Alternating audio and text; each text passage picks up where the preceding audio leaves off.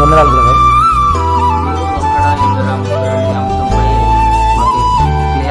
వివరణ ఇవ్వాల్సిందిగా అలాగే ప్రతి ఒక్కరికి చాలా డౌట్లు ఉన్నాయి. చాలా మంది ఈ డౌట్లతో సతమతమవుతున్నారు. అలాగే ఇది వీటన్నిటి గురించి వివరించాలని కోరుతున్నాం. చాలా సంతోషం బ్రదర్. దేవునికి స్తోత్రము. ప్రత్యేకంగా నీకు కూడా యేసుక్రీస్తు నామమున శుభములు తెలియజేస్తున్నాను. అదేవిధంగా ఈ వీడియో తయారు చేస్తున్నాను. ప్రత్యేకంగా వీడియో వీక్షిస్తున్నటువంటి మా శ్రేయోగులకు కూడా ప్రత్యేకంగా ప్రేమపూర్వకంగా వింటున్నటువంటి భవిష్యత్తులో వింటున్నటువంటి వారికి కూడా యేసుక్రీస్తు నామమున వందనములు తెలియజేస్తూ ఉన్నాను. చాలా సంతోషం. మీరు అడిగినటువంటి ప్రశ్న, దేవుడు ఒక్కడా లేదా ముగ్గురా అనేటువంటి ఆలోచన అడిగారు. ఈ ప్రశ్న ఈరోజు మీరు మాత్రమే అడిగేటువంటి ప్రశ్న కాదు. ఈ ప్రశ్న నాటి నుండి, అనగా ప్రారంభపు శతాబ్దం నుండి, అపోస్తలుల నుండి ప్రారంభించబడినటువంటి ప్రశ్న. ఈరోజు మీరు కాకుండా అనేక మంది ఈరోజు తెలుగు రాష్ట్రాల్లో యావత్ ప్రపంచమంతా ప్రత్యేకంగా మనం చూస్తున్నాము. ఇప్పుడు కూడా చాలా మంది ముగ్గురని చాలా మంది బోధిస్తారు. మళ్ళీ ఒక్కడే దేవుడు అని చాలా మంది బోధిస్తారు. ఏది నిజము అని ఆడియన్స్ లేదా సంఘం వారి యొక్క ఆలోచనలు ఎటువైపు పోవాలో, వారి విశ్వాసాలు అంటే ముగ్గురని నమ్మాలా, ముగ్గురని నమ్మితే పరలోకం వస్తుందా, లేదు దేవుడు ఒక్కడని నమ్మితే దేవుడు స్వర్గాన్ని ఇస్తాడా అనేటువంటి ఆలోచన సతమతమవుయి చాలా మంది, మీరు మాత్రమే కాదు ఇలా చాలా మంది ఈ విధంగా సతమతమవుతున్నారు. ఎనివే, దేవునికి స్తోత్రం. మీరు అడిగారు, దేవుని వాక్యము ద్వారా మీకు సమాధానం ఇవ్వడానికి ఆ పరిశుద్ధాత్మ దేవుడు నీకును మనకును అందరికీ తోడై ఉండాలని ఆశిస్తూ ప్రార్థన చేసి కార్యక్రమాన్ని ప్రారంభించారు.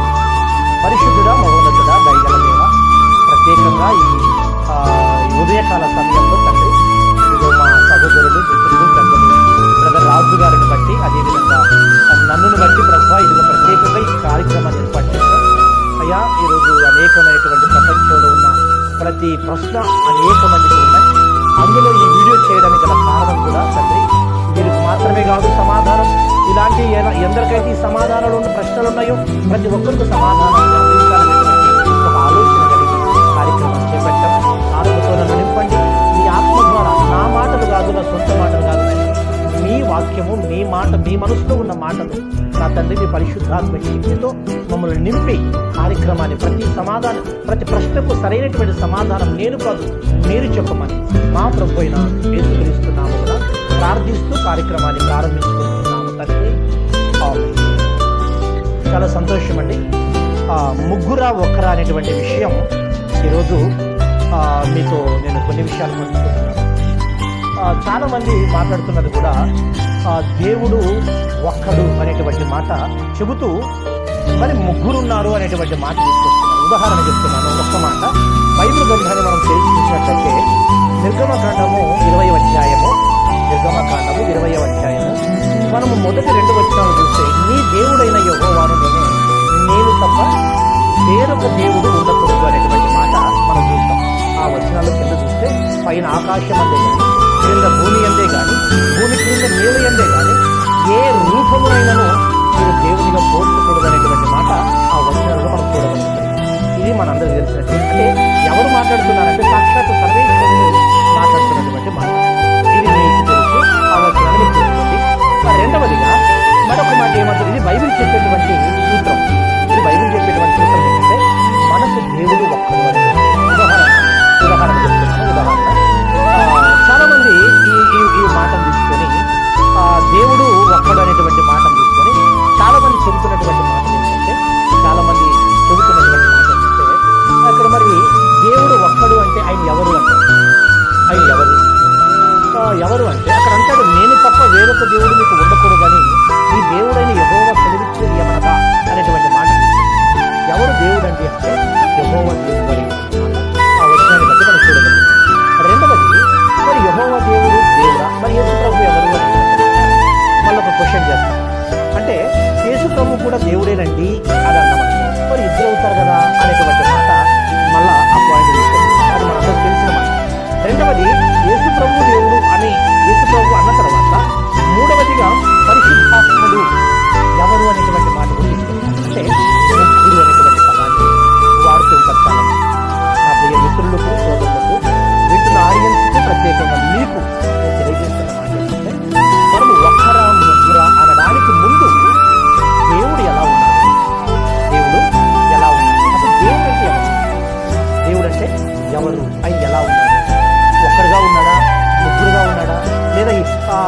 చాలామంది హైందవ మిత్రులు అన్నట్టుగా ముక్కోటి దేవతలు ఉన్నారా, ముక్కోటి దేవుళ్ళుగా ఉన్నారా అనేటువంటి మాట మనం చూడాలి అంటే ముందుగా మనం చూడాల్సింది ముగ్గురా ఒక్కరు అనేది కాదు. ఏం చూడాలంటే దేవుడు ఎలా ఉన్నాడు, దేవుడు ఎలా ఉన్నాడు. మొట్టమొదటిగా దేవుడు ఎలా ఉన్నాడు అన్నటువంటి సంగతి మనకు తెలిస్తే దేవుడు ఒక్కడుగా ఉన్నాడా, ముగ్గురుగా ఉన్నారా, ముక్కోటి దేవుళ్ళుగా ఉన్నారా అనేది మనకు అర్థమవుతుంది. ఎందుకంటే వాస్తవానికి ఒక్కడా ముగ్గురు అనడానికి ముందు ఎలా ఉన్నాడు అనే విషయం తెలిసిపోతే, ఎలా ఉన్నాడన్న విషయం తెలిస్తే మనకు అన్ని విషయాలకి మూలాధారముగా ఒక మనలో ఉన్నటువంటి ఒక ప్రశ్నకు విడదీయడానికి అవకాశం ఉంటుంది. ఒకరా ముగ్గురు అనేది పక్కన పెడదాం, అందులో దేవుడు ఎలా ఉన్నాడు, దేవుడు అనే వ్యక్తి ఆ శక్తి ఎలా ఉంది అనేది మనం ఆలోచన చేస్తాం. Thank you. ఈరోజు ప్రత్యేకంగా దేవుడు ఎలా ఉన్నాడు, ఒక్కడా ముగ్గురు అని చెప్పడానికి ఆలోచించడానికి ముందు దేవుడు ఎలా ఉన్నాడు అనేటువంటి పాయింట్ మనం ఆలోచన చేద్దాం. ఒక మాట చదువుదాం. యోహాను సువార్త 4వ అధ్యాయము 24వ వచనం. యోహాను సువార్త 4వ అధ్యాయము 24వ వచనాన్ని ఒకసారి చదువుదాం. ఒకసారి చదువుతారా? ఈ వచనంలో మనం చూస్తున్నాము దేవుడు ఎలా ఉన్నాడంట. ఈ వచనంలో దేవుడు ఆత్మ గనుక అనేటువంటి మాట ఉంటుంది. ఎలా ఉంటుంది? దేవుడు ఆత్మ గనుక అంటే ఆత్మతోనూ సత్యముతోనూ ఆరాధించవలెను. అంటే దేవుడు ఎలా ఉన్నాడంటే దేవుడు ఆత్మ వలె. ఎలా ఉన్నాడట? దేవుడు అంటే ఎలా ఉన్నాడు? ఆత్మ. అర్థమైందా? దేవుడు అంటేనే యేసుప్రభు అంటాడు యోహాను 4:24లో దేవుడు ఆత్మ గనుక. దేవుడు ఎవరంట? ఆత్మ. ఇది చాలా జాగ్రత్తగా గమనించాలి. అంటే దేవుడు అనేటువంటి వ్యక్తి, దేవుడు అనేటువంటి శక్తి ఎలా ఉన్నాడంటే ఆత్మగా ఉన్నాడు. ఆయన ఎవరికి కనిపించేవాడు కాదు. ఉదాహరణ చెప్తున్నాను. మనకు ఒక మాట తెలుసు. ఏంటి తెలుసు అంటే ఒకటి నిర్గమకాండం 33వ అధ్యాయం 20వ వచనంలో ఒక మాట చూస్తాం. ఏం చూస్తాము అంటే, మరియు ఆయన నీవు నా ముఖము చూడజాలవు. అంటే దేవుణ్ణి ఎవరు చూడరు. యేసుక్రీస్తు ప్రభు వారు కూడా ఒక మాట అంటాడు. ఏమంటాడు తెలుసా? మత్తయి సువార్త యోహాను సువార్త 5వ అధ్యాయము 37వ వచనం ఏమంటాడంటే, ఆయన మాట్లాడుతూ ఏమంటాడంటే, ఎవడును ఎప్పుడును దేవుడిని చూడలేదు. ఎవరు చూడలేదంట? దేవుణ్ణి ఎవ్వరు చూడలేదు. అంటే దేవుడు ఎలా ఉన్నాడు అంటే దేవుని ఎవరు చూడలేదనేది వాక్యం చెప్తుంది. బాగా గుర్తుపెట్టుకుందాం, బాగా వినాలి, మీరు వినాలి, నేర్చుకోవాలి ప్రత్యేకంగా. ఎందుకంటే ఈ విషయాన్ని మనం ఒక్కరా ముగ్గురా అని చెప్పడానికి ముందు అలా మనం ఆలోచన చేయాలి అంటే ఫస్ట్ ఆఫ్ ఆల్ దేవుడు ఎలా ఉన్నాడు అనేది మన మైండ్లో క్లారిటీ ఉండాలి. అందుకనే దేవుడు ఎలా ఉన్నాడని మనం చూసాము. ఇప్పుడు ఆత్మగా ఉన్నాడు. ఎలా ఉన్నాడు? ఆత్మగా ఉన్నాడు. దేవుడిని మనుషులు చూస్తారా? చూడరు. అదే చెప్తున్నాడు ఇక్కడ. ఏమంటున్నాడు ఆయన నా ముఖము చూడజాలవు. యేసుప్రభు అంటాడు, ఎప్పుడైనాను ఎవడును ఆయన ముఖము ఆయన స్వరము వినలేదు, ఆయన స్వరమును వినలేదు, ఆయన చూడలేదు. తండ్రి రొమ్మును అద్వితీయ కుమారుడి మాత్రమే బయలుపరిచాను అనేటువంటి మాట యోహానులో మనం చూసాం. అదేవిధంగా మరి దేవుడు పాత నిబంధనలో ఆదామవులు కనిపించాడు కదా, ఆదామవులకి దేవుడు కనిపించాడు కదా. అందుకే ప్రతి చల్లని పూట ఆదామా ఎక్కడ ఉంటివి అని అంటాడు కదా. మరి దేవుడు కంటికి కనిపించినప్పుడు, ఆత్మగా ఉన్న దేవుడు కంటికి కనిపించినప్పుడు మరి ఎలా ఉన్నాడు? ఎలా చూశారు వాళ్ళు? ఆదామవులు ఎలా చూశారు? నీవు వస్తున్నప్పుడు నేను చెట్టుతో దాగుకుంటిని అనేటువంటి మాట చూస్తాం కదా. తర్వాత మోషే, ఇదిగో నీ దేవుడని యెహోవాను నేనే అని మోషే ద్వారా దేవుడు పలికినట్టు చూస్తాం కదా. మరి దేవుడు ఆత్మ అయినప్పుడు ఎలా మాట్లాడతాడు? మాట్లాడడు అని చెప్పాడు, చూడడు అని చెప్పాడు కదా. మరి ఎలా అనేది మనం ఆలోచించాలి. దానికి మనం ఆలోచించడానికి ముందు అందుకే నేను ఇందాక చెప్పాను ఒక మాట. ఏం చెప్పాను అంటే దేవుడు ఎలా ఉన్నాడు అంటే ఆత్మగా ఉన్నాడు. మరి ఎలా మాట్లాడాడు ప్రవక్తలతో? ఎలా మాట్లాడాడు ఆదామవులతో? ఎలా మాట్లాడాడు దైవజనులతో, భక్తులతో ఎలా మాట్లాడాడు అంటే ఇక్కడ మనం ఆలోచన చేసేది దేవుడు మొట్టమొదటిగా ఆత్మగా ఉన్నాడు. ఆ ఆత్మగా ఎలా ఉన్నాడు అంటే తిమోతికి రాసిన మొదటి పత్రిక 3వ అధ్యాయము 16వ వచనంలో చూస్తున్నాము. 16వ వచనంలో మనం చూస్తున్నాము, సమీపింపరాని తేజస్సులో ఆయన మాత్రమే వసించును అనేటువంటి మాట. ఎక్కడున్నాడంటే దేవుడు సమీపింపరాని తేజస్సులో. అంటే దేవుణ్ణి చూసే నరుడు ఎవడు బ్రతకడు. మనం చూసాం ఇందాక రాజులు మొదటి గ్రంథం 8వ అధ్యాయము 27వ వచనంలో నిశ్చయముగా దేవుడు ఈ లోకమందు నివాసము చేయడు. ఏం చేయడు? ఈ లోకమందు దేవుడు నివాసం చేయడు. ఎందుకు నివాసం చేయడంటే ఆయన చూచు నరుడు ఎవడు బ్రతకడు అనేటువంటి మాట. మరి ఎందుకు బ్రతకడు ఆయన చూసి నరుడు అంటే ఆయన ఆత్మగా ఉన్నాడు గనుక. ఎలాగా? ఆయన ఆత్మగా ఉన్నాడు గనుక. రెండవది 3:16 చూసాము, 1 తిమోతి 6:16 చూస్తున్నాము.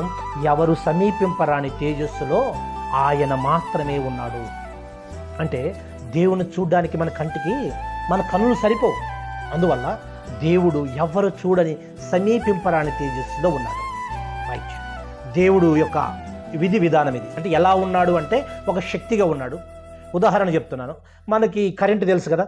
కరెంటు దేవుని చూపించంటే మనం చూపించలేము. ఆయన శక్తి. ఉదాహరణ, మన ఇంట్లో కరెంటు ఉంది. ఆ కరెంటు వైర్లో ఉంటుంది. చూపించండి అంటే ఎలా చూపించగలుగుతాం? మనం అది పవర్ అన్నమాట. అది పవర్. ఆ వైర్ను పట్టుకుంటేనే దాంట్లో కరెంటు ఉందన్న వాస్తవం మనకు తెలిసిపోతుంది. కరెంటు ఉంది అనే వాస్తవం తెలిసిపోతుంది. ఆ కరెంట్ యాడుంది చూపి అంటే చూపించగలమా? అలాగే దేవుడు కూడా ఈ సృష్టిలో, యావత్తు ఈ సృష్టిలో దేవుడు ఉన్నాడన్నది వాస్తవం. అది రెండవది, ఎలా ఉన్నాడు చూపించంటే చూపించలేం. ఎందుకంటే ఆయన ప్రకృతి, ఆయన సృష్టించినటువంటి కార్యాలే ఆయన గురించి బయలుపరుస్తాయి. ఇది దేవుడు ఎలా ఉన్నాడు అనేటువంటిది. ఎలా ఉన్నాడు అంటే మొట్టమొదటిగా ఆత్మగా ఉన్నాడు. ఎలా ఉన్నాడు? ఆత్మగా ఉన్నాడు. రెండవది చెప్తున్నాడు. ఎలా ఉన్నాడు అనే దాంట్లో కొన్ని పాయింట్స్ చెప్తున్నాను. రెండవదిగా ఎలా ఉన్నాడు, మరి రెండవ పాయింట్ ఏం చెప్తున్నానంటే, మరి ఇప్పుడు దేవుడు ఆత్మగా ఉంటే, ఎవరు సమీపింపరాని తేజస్సులో ఉంటే ఈ సృష్టి ఎట్లా చేశా?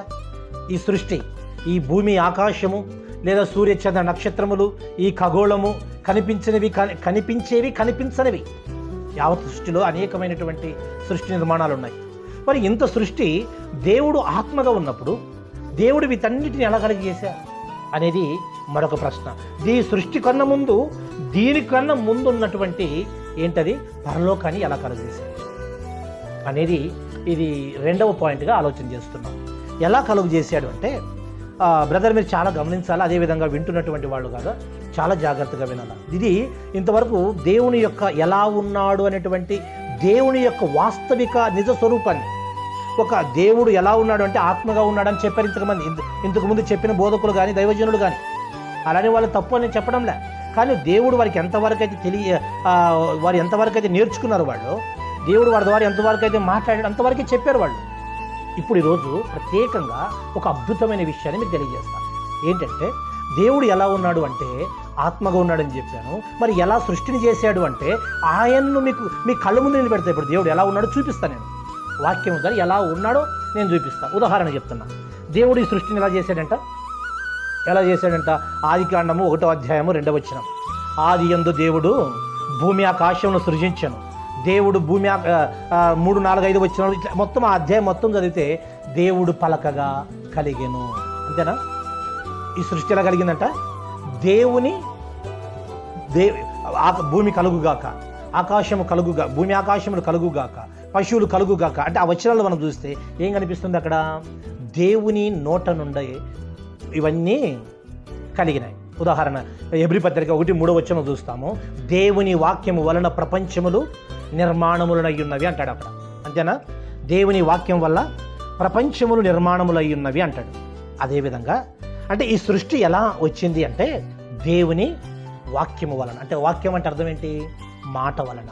బాగా గుర్తుపెట్టుకుందాం. ఇప్పుడు దేవునికి మాట రావాలి అంటే,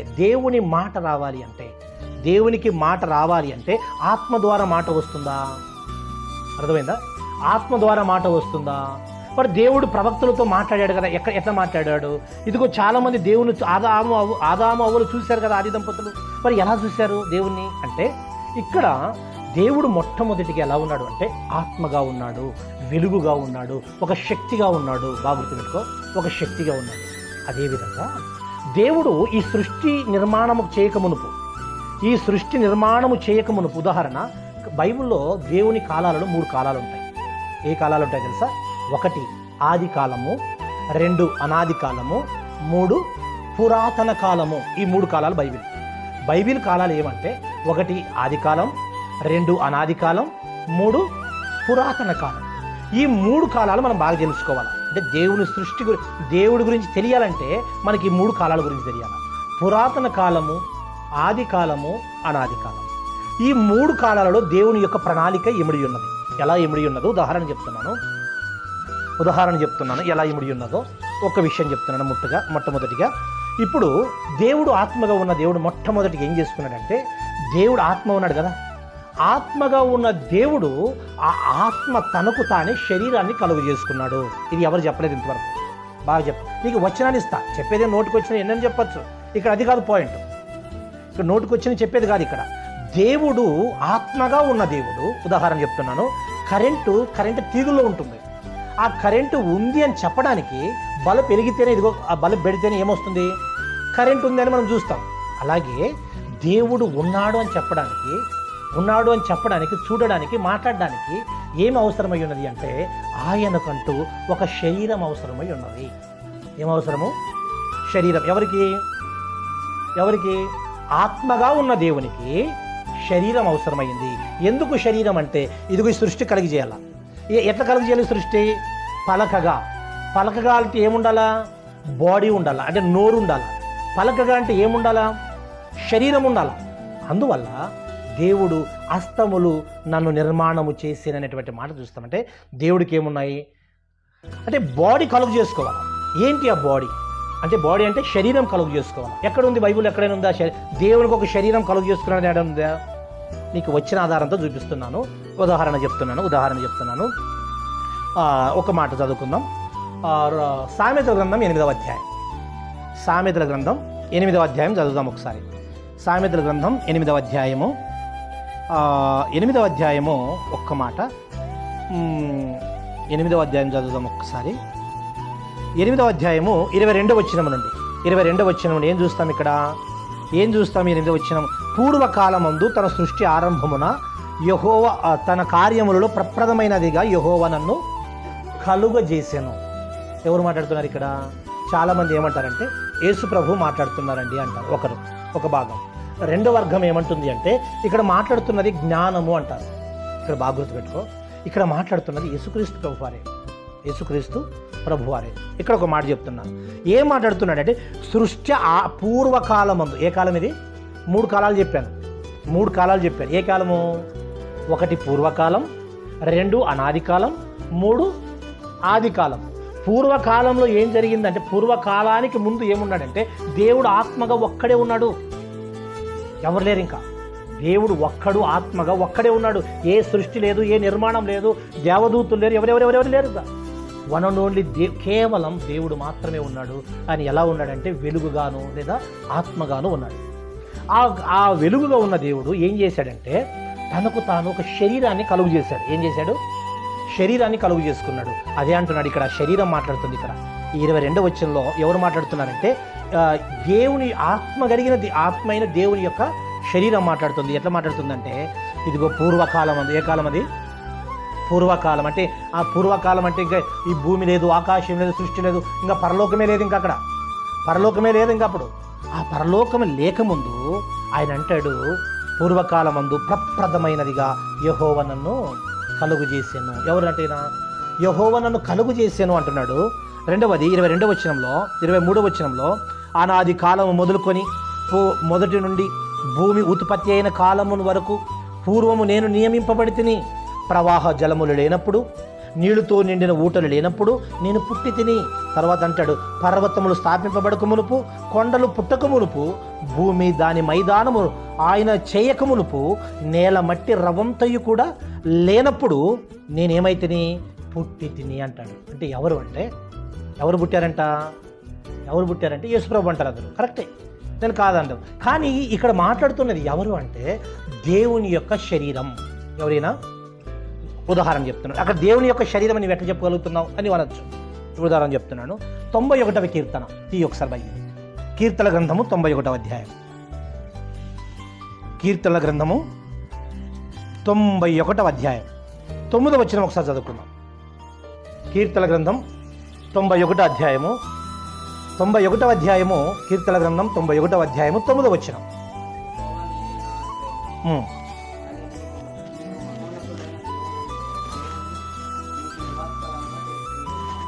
చాలు. ఇక్కడ ఈ వచనాన్ని నేను చాలా జాగ్రత్తగా వినాలి. ఏమంటున్నాడు అంటే, ఈ వచనం నీకు అర్థం కావాలి అంటే మొదటి వచనం చదవాలి ఒకసారి. మొదటి వచనం చదువు ఒకసారి. 91వ కీర్తన మొదటి వచనం ఏముంటుంది? మహోన్నతుని చాటును నివసించువాడే సర్వశక్తిని నీడను విశ్రమించువాడు. అంతేనా? అదేనా ఉంది? రైట్, గుర్తుపెట్టుకో. మహోన్నతుని చాటును నివసించువాడే ఎవరి చాటున విశ్రమించిన వాడంట? సర్వశక్తి నీడను విశ్రమించేవాడు. బాగా గుర్తుపెట్టుకుందాం. ఇక్కడ మహోన్నతుడు వేరు, సర్వశక్తిమంతుడు వేరు. అంతేనా? అక్కడ రెండు భాగాలు కనిపిస్తాయి, ఇద్దరు కనిపిస్తారు. ఒకటి మహోన్నతుడు, రెండు సర్వశక్తిమంతుడు. బాగా గుర్తుపెట్టుకో. ఈ మహోన్నతుని చాటును ఎవరైతే నివసిస్తారో వాళ్ళు ఎవరి నీడను విశ్రమించినట్టు వాళ్ళంట? సర్వశక్తిని నీడ. బాగా గుర్తుపెట్టుకుందాం. ఇప్పుడు 9వ వచనం చదువు. 9వ వచనం ఆయన అంటాడు, దావీదు ఏమని ప్రార్థన చేస్తాడంటే, యెహోవా నీవే నా ఆశ్రయం. ఎవరంటున్నారు ఈ మాట? యెహోవా నీవే నా ఆశ్రయం దావీదు ప్రార్థన చేస్తాడు అని నీవు మహోన్నతుడైన దేవుని నీకు నివాస స్థలముగా చేసుకుని ఉన్నావు. అర్థమైందా? నీకు ఇది అర్థం కాలే, నేను చెప్తాను, ఎక్స్ప్లెయిన్ చేస్తాను. ఉదాహరణ చెప్తున్నాను. నేను అంటే ఎవరు? నేనున్నాను. ప్రభాకర్. నా పేరు ఎవరు? ప్రభాకర్. ప్రభాకర్ అంటే ఎవరు? నేను ప్రభాకర్ అంటే ఎవరు? నా కనిపించే శరీరమా, నాలో ఉన్న ఆత్మనా? ప్రభాకర్ అంటే కనిపించే శరీరమనా, నాలో ఉన్న ఆత్మనా? నేను అంటే ఎవరు? ఆత్మ కదా, అవునా? ఆత్మ. ఇప్పుడు బాగా గుర్తుపెట్టుకో. అక్కడ ఇప్పుడు ఇక్కడ ఏమంటున్నాడంటే, ఈ మహోన్నతుడైనటువంటి దేవుణ్ణి, ఆ సర్వశక్తిమంతుడైనటువంటి ఈ మహోన్నతుడైనటువంటి దేవుణ్ణి, ఆ కనిపించని ఆత్మను చూసావా? ఆ ఆత్మ నివాస స్థలముగా చేసుకునిందంట. ఉదాహరణ చెప్తున్నా. ప్రభాకర్ అనేటువంటి ఆత్మ నేనున్నానా? ఈ శరీరంలో రాకున్నప్పుడు ఎక్కడున్నా నేను? కంటికి కనిపిస్తున్నప్పుడు. బాగా జాగ్రత్త, ఇది చాలా సీరియస్. ఈ వివరణ ఎవరు ఇవ్వలేదు మీకు, ఇంకా ఎవరు కూడా చాలామంది. ఎందుకంటే ఈ వివరణ అర్థం కాదు. ఎందుకు చెప్తున్నానంటే, నేను ప్రభాకర్ అనేటువంటి ఆత్మ ఈ శరీరంలోనికి రాకమునుపు ఇది కంటికి కనిపించేదేనా ఆత్మ? కంటికి కనిపిస్తుందా? కనిపించదు. మరి ఇప్పుడు నేను ప్రభాకర్ అనేటువంటి వ్యక్తినితో మాట్లాడాలి. ఇప్పుడు నేను మాట్లాడాలంటే నాకు ఏం కావాలి? ఇప్పుడు శరీరం కావాలి, అంతేనా? అలాగే దేవుడు కూడా ఎలా ఉన్నాడు? ఫస్ట్ ఆత్మ ఉన్నాడు కదా. మరి ఆత్మగా ఉన్న దేవుడు ఇప్పుడు సృష్టిని చేయాలి కదా. మరి సృష్టిని చేయాలి అంటే ఆయనకు బాడీ అవసరమా కాదా? అలాగున ఇక్కడ అంటున్నాడు, ఆత్మగా ఉన్న దేవుడు మహోన్నతుడైనటువంటి ఆ శరీరమును కలుగు చేసుకొని అందులో ఏం చేశాడంట? నీకు నివాస స్థలముగా, చదువు బాగా, నీకు నివాస స్థలముగా చేసుకొని ఉన్నావు. బాగా గుర్తుపెట్టుకో. దీని అర్థం ఏంటంటే, ఉదాహరణ చెప్తున్నాను. ఓ ప్రభాకర్ అనగా ఆత్మ, నీకు ఒక నివాస స్థలం కావాలి. నీవు అందరితో మాట్లాడాలి, నీకు ఒక భార్య పిల్లలు ఉండాలి, కుటుంబం ఉండాలని మన భూమి మీదకి ఒక ప్రణాళిక మీద ఏ విధంగా అయితే దేవుడు పంపించాడో, అదే విధంగా ఒక మానవ రూపునిగా మనిషిగా మనం మాట్లాడాలంటే, ఒకరికొకరు మాట్లాడుకోవాలంటే మనలో ఉన్నటువంటి ఆత్మలో వచ్చి నీతో మాట్లాడుతుందా? ఎలాగైతే దయ్యం అని రూపుతాం, అంతేనా కదా? ఇప్పుడు ఒక ఆత్మ ఒక శరీరంలోనికి వచ్చింది. ఆ శరీరమే, ఆ ఆత్మ, శరీరం, ప్రాణము కలిస్తే ఎవరు? మనిషి. ఒక మనిషి. బాగా గుర్తుపెట్టుకో. ఒక రాజు, బ్రదర్ రాజు గారు నువ్వు ఉన్నావు. నీవు మనిషి అని చెప్పాలంటే ఎట్లా చెప్పాలి? మనిషి అని చెప్పాలంటే శరీరాన్ని చెప్పి మనిషి అనాలనా? నీలో ఉన్న ఆత్మను బట్టి మనిషి అనాలనా? నీలో ఉన్న ప్రాణమును బట్టి మనిషి అనాలనా? ఆత్మ కదా, మెయిన్ ఆత్మ కదా, ఉనికి ఆత్మ కదా. ఉనికి ఆత్మ అయినప్పుడు మరి ఆత్మ ఇక్కడికి పంపిస్తే నాతో మాట్లాడగలుగుతుందా? మరి ఏం కావాలి ఇప్పుడు నీకు? శరీరం కావాలా? బాగా గుర్తుపెట్టుకో. అదేవిధంగా దేవుడు కూడా తండ్రి. దేవుడు అంటేనే తండ్రి. దేవుడు అంటేనే తండ్రి. మనము అంటేగా పిల్లలు. మనతో దేవుడు మాట్లాడాలి, సంభాషించాలి అని ఏం చేశాడంటే, మొట్టమొదటిగానే పూర్వకాలంలోనే దేవుడు ఆత్మగా ఉన్న దేవుడు తనకు ఒక శరీరం కలుగు చేసుకున్నాడు. ఆ శరీరమే మహోన్నతుడైన దేవుడు. ఉదాహరణ చెప్తున్నాను. దెస్సలోనికి రాసిన మొదటి పత్రిక ఒకసారి బైబిల్ది. దెస్సలోనికి రాసిన మొదటి పత్రిక 5వ అధ్యాయము 23వ వచనం. దెస్సలోనికి రాసిన మొదటి పత్రిక 5వ అధ్యాయము 23వ వచనం చదువుదామా? నేను చదువుతా చూడు. ఇక్కడ మనిషి అంటేనే 3 రకాలు. ఏమేమి? ఏమేమి చదువుతా చూడు. ఒకటి ఆత్మ, 2 జీవము, 3 శరీరము. ఉందా లేదా అక్కడ? 21 దశలోనికి రాసిన పత్రిక 5వ అధ్యాయం 23వ వచనం ఏమేముంది? ఒక మనిషి అంటేనే 3. ఒక మనిషి అంటేనే 3. ఎట్లా 3? నీలో ఏముంది? ఆత్మ ఉందా? నీలో శరీరం ఉందా? శరీరం ఏడుంది నీకు? నీ శరీరం ఉంది కదా, కంటికి కనిపిస్తుందా? నీలో ప్రాణం ఉందా లేదా? 3 కలిస్తేనే కదా ఎవరు? మనిషి. 3 కలిస్తేనే మనిషి. అది ఎంత వాస్తవమో బైబిల్ చెప్పింది, నేను చెప్పింది కాదు. 3 కలిస్తేనే మనిషి. ఉదాహరణ చెప్తున్నాను. నీలో ప్రాణం, నీలో ఆత్మ పోయిందనుకో, నీ ప్రాణం పోతుంది. ఆత్మ పోతే ప్రాణం పోతుంది, ప్రాణం పోతే నీ శరీరం కూడా అంతే కదా, గుర్తుపెట్టుకో. అదేవిధంగా దేవుడు ఏం చేశాడంటే, దేవుడు కూడా సేమ్ మనం ఎట్లున్నామో అట్లే దేవుడు నిర్మాణం చేసుకున్నాడు. దేవుడు మనం ఎట్లున్నామో ఆయన అట్లా చేసుకోలేదు. ఆయన అట్లున్నాడు కనుక మనం ఇట్లా చేశాడు. ఉదాహరణ చెప్తున్నాను. ఆదికాండం 1వ అధ్యాయం 26వ వచనం. ఆదికాండము 1వ అధ్యాయం 26వ వచనం ఏం రాశారంటే, దేవుడు మన స్వరూపమందు మన పోలిక చొప్పున నరులను చేయుదామన్నాడు. ఎలాగంట? దేవుడు అంటాడు, దేవుడు మన స్వరూపమందు మన పోలిక చొప్పున నరులను చేయుదాం. అంటే ఎవరిని చేస్తాడంట? అతని పోలిక లెక్క మనుషుల్ని, ఆదామవ్వల్ని. అవునా కదా? మరి ఇప్పుడు ఆదామవ్వల్ని ఎవరి లెక్క చేసుకుంటాడంట? దేవుడు తన పోలిక చొప్పున చేస్తాడంట, తన స్వరూపమందు చేస్తాడంట. ఇక్కడ బాగా గుర్తుపెట్టుకో. ఇక్కడ మన అంటే ఏ పదం? అది బహుపదం కదా. అంటే ఇక్కడ ఒకరు కాదు, 3 ఉన్నారు లేదా 2 ఉన్నారనేటువంటి అర్థం వస్తుంది. గుర్తుపెట్టుకో, ఒకరికి మించి ఎక్కువ ఉన్నారని అర్థం. ఇక్కడ ఎందరు ఉన్నారని పక్కన పెడదాం. కానీ ఇక్కడ దేవుడు ఏమంటాడంటే, మానవుని నిర్మాణం చేసేటప్పుడే దేవుడు చెప్తున్నటువంటి మాట ఏంటంటే, దేవుడు మన స్వరూపమందు, అంటే దేవుడు ఏమంటున్నాడు? ఆదాముని చేయాలంటే ఎవరిలాగా చేయాలనుకున్నాడు? ఎవరిలాగా చేయాలి దేవుణ్ణి? ఆదాముని ఎవరి లెక్క? గట్టిగా మాట్లాడు. దేవుని లెక్క. ఆయన అంటున్నాడు, ఆదాముని నాకు పిల్లలు కావాలా. దేవుడు అనుకుంటున్నాడు, నాకు పిల్లలు కావాలా. ఎవరు కావాలా? పిల్లలు కావాలా. ఎట్లా కావాలా నాకు పిల్లలు? నా లెక్కే ఉండాలి నా పిల్లలు. మరి ఎట్లా చేద్దాం? రైట్, నా లెక్కే. ఏమంటున్నాడు? 26వ వచనం, దేవుడు మన స్వరూపమందు మన పోలిక చెప్పాడు. అంటే సేమ్ నా లెక్కే, నా పిల్లలు నా లెక్కే ఉండాలా అని పోలికందు ఏం చేస్తున్నాడు? ఆయన కలుగు చేసుకున్నాడు. బాగా గుర్తుపెట్టుకో. ఇక్కడ బాగా గుర్తుపెట్టుకో. మన పోలిక, మన స్వరూపం. ఎట్లా ఉన్నాడు ఆదాము? ఇప్పుడు పోలిక, శరీరం ఉంది, స్వరూపం, ఆత్మ ఉంది, ప్రాణం ఉంది. 3 ఉన్నాయి లేదా ఆదాములో? నీలో ఉన్నాయి లేదా? 3. ఇప్పుడు 3 కలిస్తేనే కదా ఆదాము, 3 కలిస్తేనే కదా రాజు, 3 కలిస్తే కదా అవ్వ, స్త్రీలు కూడా అంతే కదా. ఒక మనిషి అంటేనే ప్రాణము, ఆత్మ, శరీరం 3 కలిస్తేనే మనిషి. దేవుడు ఏమన్నాడు? ఆయన ఎట్లున్నాడంట?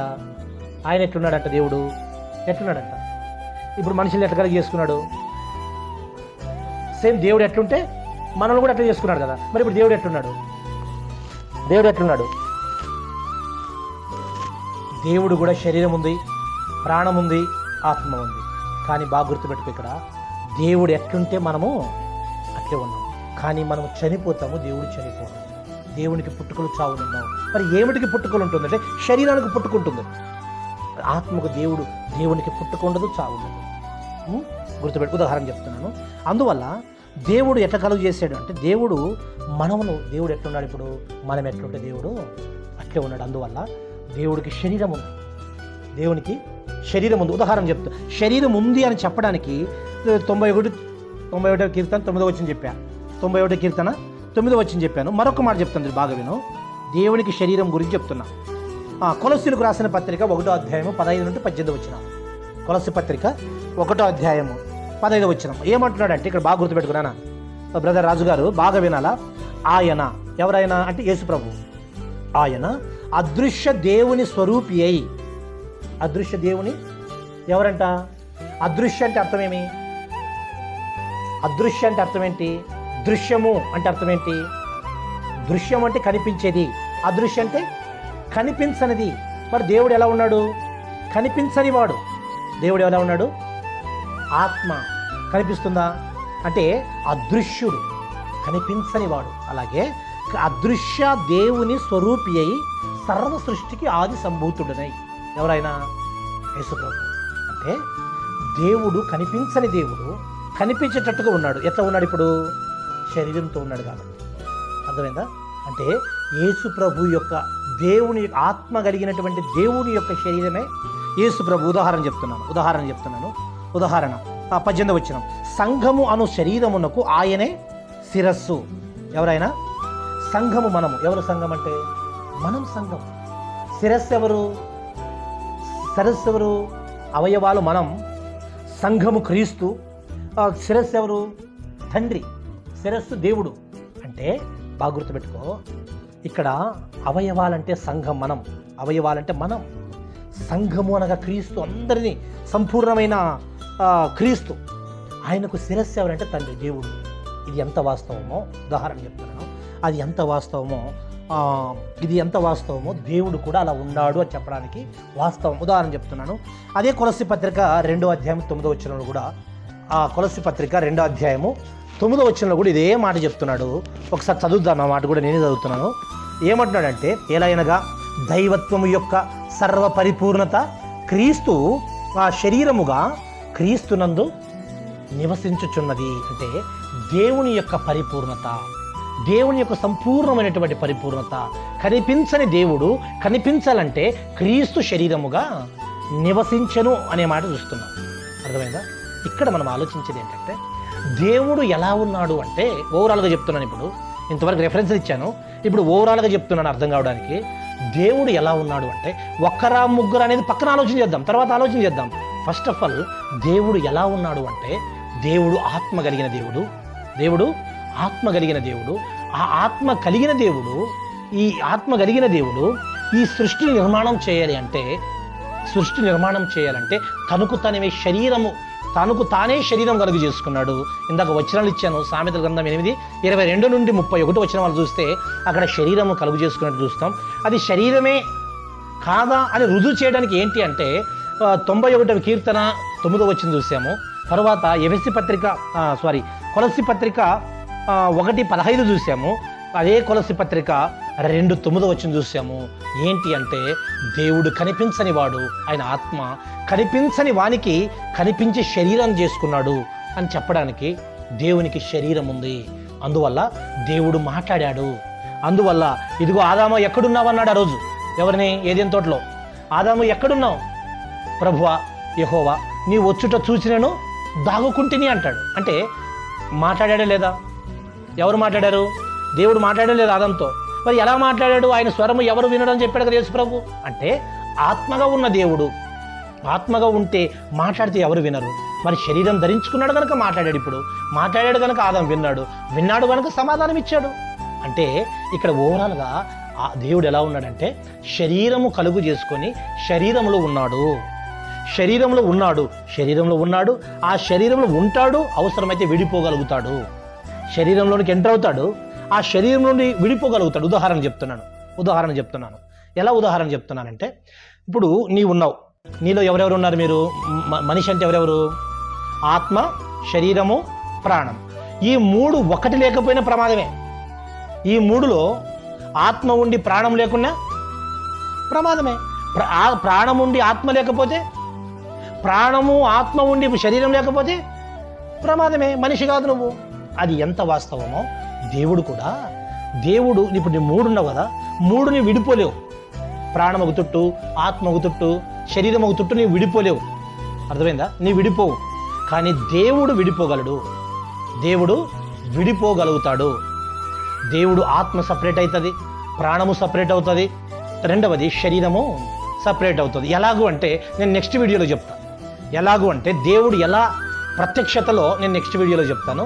కాకపోతే దేవుడు ప్రస్తుతం ఎలా ఉన్నాడు అంటే, దేవుడు ప్రారంభం నుంచి నేటి వరకు ఎలా ఉన్నాడు అంటే, ఆయన కంటికి కనిపించని వాడు ఫస్ట్. కానీ ఉదాహరణ హెబ్రీ పత్రిక అదొక్కటి చదివి నేను ముగింపులోనికి వెళ్తాను. నెక్స్ట్ వీడియోలో నీకు మిగతా వీడియో చెప్తా. హెబ్రీ పత్రిక 2వ అధ్యాయము 15వ వచనం. ఎందుకంటే ఆ వచనంలో ఏముంటుంది అంటే, హెబ్రీ పత్రిక 2:14-15 వచనం, ఆయన తన పిల్లలు రక్తమాంసములు గలవారయ్యున్నందున ఆయన కూడా రక్తమాంసములు పాలివాడాయను. ఏముంటుంది? హెబ్రీ పత్రిక 2:14-15 వచనాలు చదివితే, దేవుడు రక్తమాంసం లేవు ఆయనకప్పుడు. ఎవరైనా ఆత్మ కలిగిన దేవుడు. మరి తన పిల్లలెవరు? రక్తమాంసములు అంటే శరీరంలో ఉన్నారు.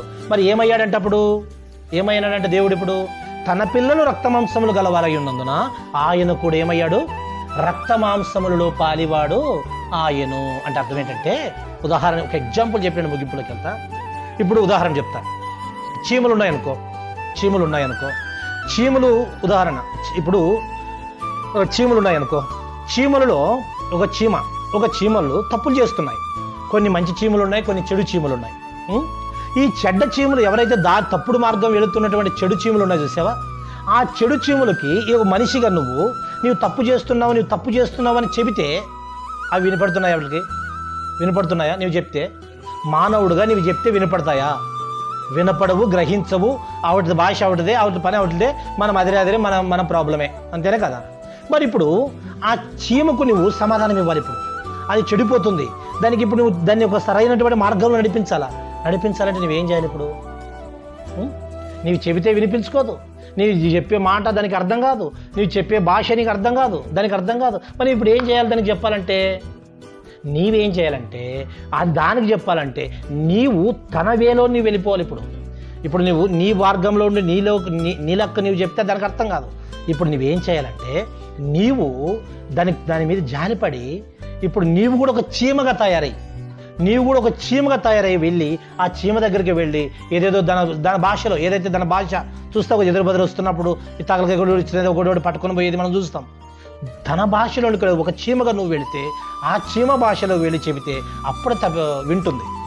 అలాగే మానవులైనటువంటి మనం పాపముతో ప్రపంచమంతా పాపములో పడిపోయింటే, దేవుడు ఆత్మగా ఉన్న దేవుడు శరీరం ధరించుకొని ఈ లోకంలో మానవులకు అర్థమయ్యేటట్టుగా రక్తమాంసంలో పాలివాడయ్యాడు. ఫస్ట్ ఆఫ్ ఆల్ 2-3 అనే తర్వాత ఆలోచన చేద్దాం. దేవుడు ఎలా ఉన్నాడంటే, ఫస్ట్ ఆత్మగా ఉన్నాడు. ఆత్మగా ఉన్న దేవుడు శరీరం ధరించుకున్నాడు. శరీరం ధరించుకున్న తర్వాత ఏం చేశాడు అనే తర్వాత చెప్తున్నాం. కాబట్టి మీరు ఇంతవరకు ఇందులో ఏ డౌట్ ఉన్నా, ఇంతవరకు చెప్పినటువంటి విషయాల్లో ఏ డౌట్ ఉన్నా ప్రత్యేకంగా మీరు మరొకసారి అడగచ్చు. మీరు అడగడమే కాదు, ఒకవేళ ఈ వీడియో వినేవాళ్ళు కానీ వినేటువంటి వీక్షకులు కూడా స్క్రీన్పై మేము నెంబర్ ఇస్తాం. ఆ నెంబర్కి ఫోన్ చేసి కూడా మీరు ప్రతిదీ అడగచ్చని ప్రేమపూర్వకంగా మీ అందరికీ తెలియచేస్తూ, మరి ఇంతటితో ఈ ప్రశ్న ఉత్తర కార్యక్రమం నేటిది ముగింపబడుతుంది.